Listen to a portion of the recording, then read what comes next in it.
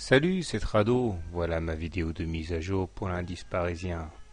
Ah bien, voilà une belle victoire pour l'analyse technique encore aujourd'hui, puisque tout se passe de la manière la plus classique possible en termes techniques.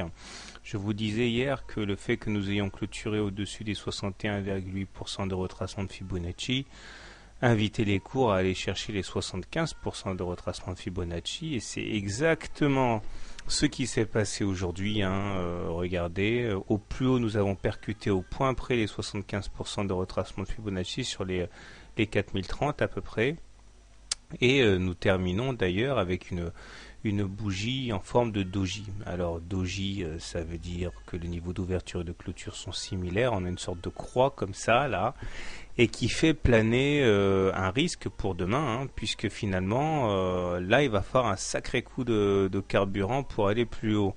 Parce que bon, je vous rappelle qu'au-dessus des 75%, si on clôture au-dessus, ça veut dire qu'il faut aller chercher les 100% de retracement, c'est-à-dire les 4144 qui étaient là.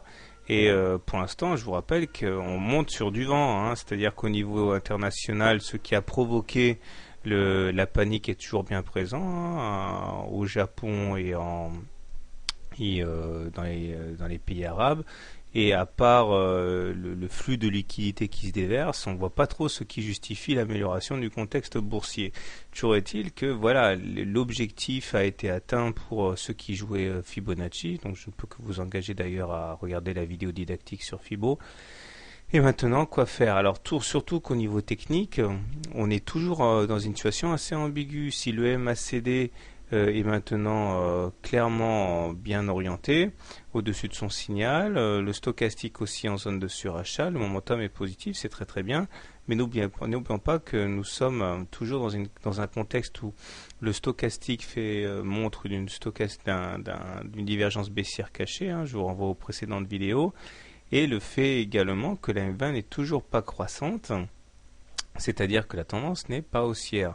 Si à cela on ajoute le fait qu'on n'a pas eu droit à notre pullback sur la M20 et que les pullbacks sur la M20, c'est-à-dire le retour sur la M20 une fois qu'elle a été cassée, sont des choses qui sont un peu plus classiques, eh bien on est en train de préparer peut-être le lit d'une future consolidation, voire d'un retour à la baisse. Si on devait avoir une bougie rouge demain, ça pourrait ressembler étrangement à une étoile du soir. Alors pareil, il y a des vidéos sur les chandeliers japonais que je vous invite à aller regarder.